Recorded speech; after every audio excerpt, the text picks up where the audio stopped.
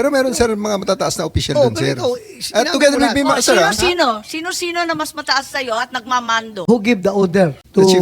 have President Duterte transported to the Hague? Sino nagpadala sa kanya sa aeroplano? The order from me, sir, is to deliver him to the team that will deliver him to the Hague. And Sinong team na yun? Na-establish naman natin, sir, that it is done by the Interpol. Interpol. Sinong Interpol doon? Sinong Interpol doon?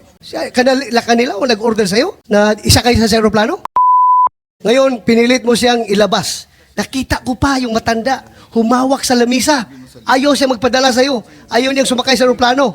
Sino nag-order sa'yo na isakay sa aeroplano? So, Chief PNP, you give the order to have former President Duterte board the plane? The order of to the CID is really to assist the PCTC when it comes to arrest. Oh, PCTC. PCTC Were you the kayo? one who ordered the boarding of President Duterte sa aeroplano? Did you or did you not give the order to General Marbil? No. General Marbil, are you lying? Sir, I'm not lying, but I just want to have the executive privilege po regarding this matter, this Ay, operational matter. nandito na tayo eh. Executive privilege ka dyan. Bakit naging executive privilege? Kanina bigla? sinabi mo, PCTC ang nagbigay ng order. Ngayon, mag-executive privilege ka. Kung sino-sino na tinuro mo. That's why we didn't want to attend the last hearing because this is what we were expecting, ma'am. We didn't want to be bullied. And I gave them the advice. That, So kayo number ang one, nagutos? serve the warrant of arrest. And number two, surrender him to the Hague. That's what the law provides. So, sir, you're the one giving the orders. Palibhasa inassign nga ni Chief PNP si General Torre bilang lead ng pag-aaresto kay former President. Masasabi ba natin na yung aresto ni PRRD ay CIDG operation? It's a PCTC operation, ma'am, requested to the Philippine National Police. Pero kayo ang lead. So ikaw ang masasabi natin. Kitang-kita naman doon sa video, kayo nagmamando, sangkatutak yung pulis, pero kayo yung pinakamataasang rango. Pagkatapos, talagang CIDG operation ng labas. Tama ba yun? Sa level, ma'am, ng implementation ng orders, pagbigay ng mission, that is led by me, supported by the other units of the Philippine National Police, as directed by the Chief of the Philippine National Police. That's ma'am. right, but I did not see any other higher-ranking generals than you. You were the only one there. You were clearly the one leading the pack and determining what would happen next. Baka hindi lang siguro, ma'am, na nakikita ang ibang high-ranking officers doon sapagkat nakamix naman Sinabi mo nilang- nga, Nick, na you said that, well, sir, ako ang pinakamataas dito. Yes, sir. I'm two-star, di ba? Yes, sir. Oh, so you stick to that. Pero meron, sir, mga matataas na official Oh, doon, sir. pero ito, At sinabi together mo with me, lahat. sir, ah. Sino-sino na mas mataas sa'yo at nagmamando? Wala naman kasi kaming narinig. Ikaw lang ang nandun. Wala namang masama kung ikaw ang inassign. Di syempre, gagampanan mo, di ba? We are under the direction of the Chief PNP. He was there personally. Ang pag-implement lang, sir, ng actual arrest ay ang aking ginawa, and I operated under that direction to ensure the proper service of the warrant, the observation of the law, protection of the arrested person, and ensuring his safe delivery Okay lang. sa kung saan man siya pinapadala sa akin. So ma'am. simple lang. Was it a CIDG operation? Yes or no lang po? Para No, ma'am, maliwanag that's na. a PNP operation. CIDG bahagi naman ng PNP, pero sa dinami-dami ng division, sa dinami-dami ng pangkat sa PNP, CIDG ang pinili ng Chief PNP na maglulunsad nito. Tama po ba? That is an operation, composite operation. That is an operation headed by a composite team of the PNP led by the director of the CIDG, ma'am. So, who give the orders to The chief. have President Duterte transported to the Hague? Sino nagbigay sa'yo ng order? Sir, my order is to serve, the order that I received from the Chief of the Philippine National Police is to serve the warrant and ensure his delivery to the 250th Wing, to the team that will deliver him to the Hague. On the nuances of the higher authorities, I may not be privy to that information. Okay, hanggang doon lang sa 250. Sino nagpadala sa kanya sa aeroplano? Nagpasakay sa aeroplano? The order from me, sir, is to deliver him to the team that will deliver him to the Hague. And Sinong team na yun? Na-establish naman natin, sir, that it is done by the Interpol. Interpol. Sinong Interpol doon? Sinong Interpol doon? Si Ambassador Lacanilaw? Kanila o nag-order sa'yo na isakay sa aeroplano? Sir, I think we have already established. Yung order ko is for me to deliver him to the 250th Wing, and deliver him to the team, Okay, at assist the nandun na team. siya sa 250th wing.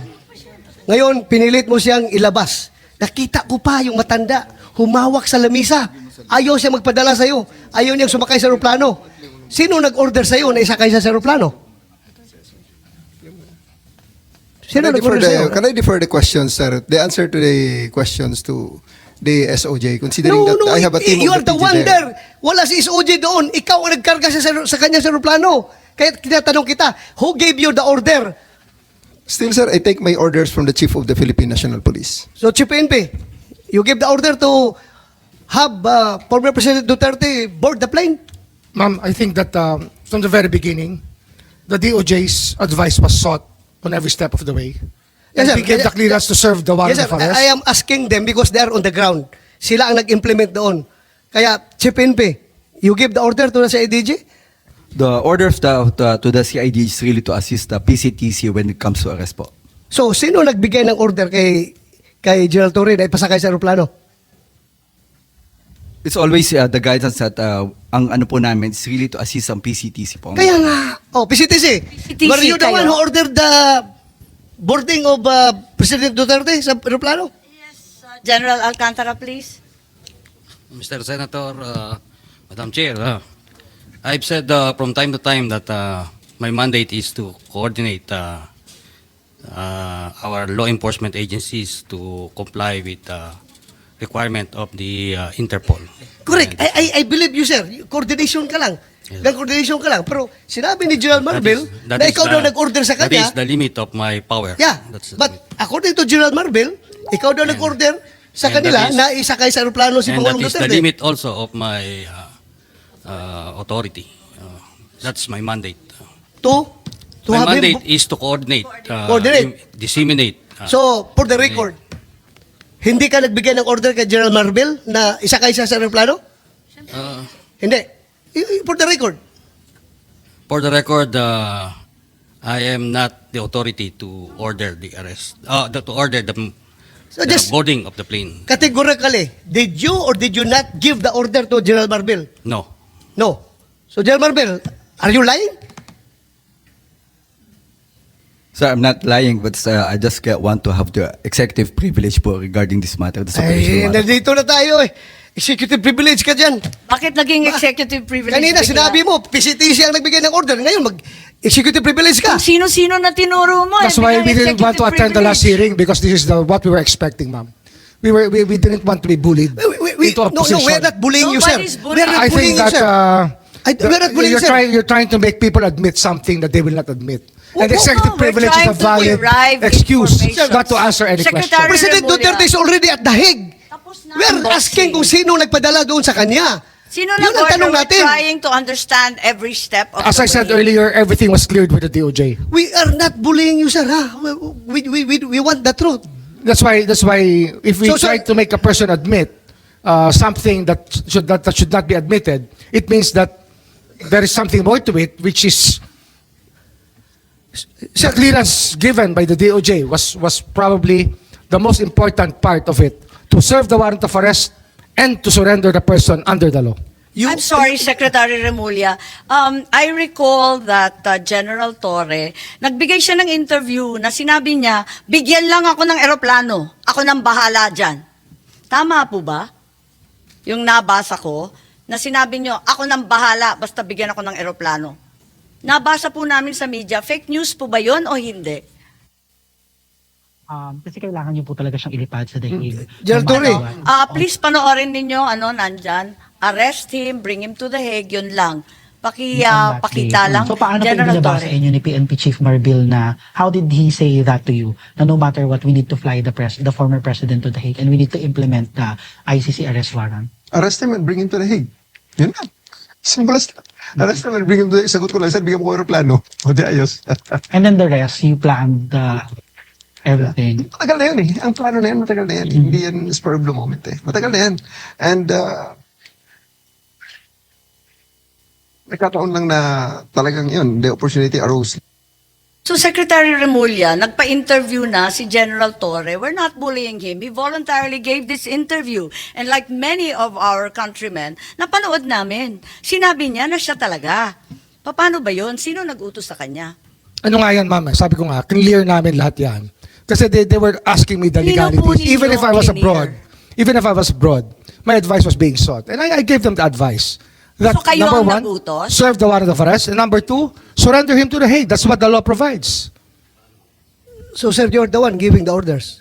Well, in some ways, because I gave them the legal basis for all the actions that happened. So, you're the one giving the orders.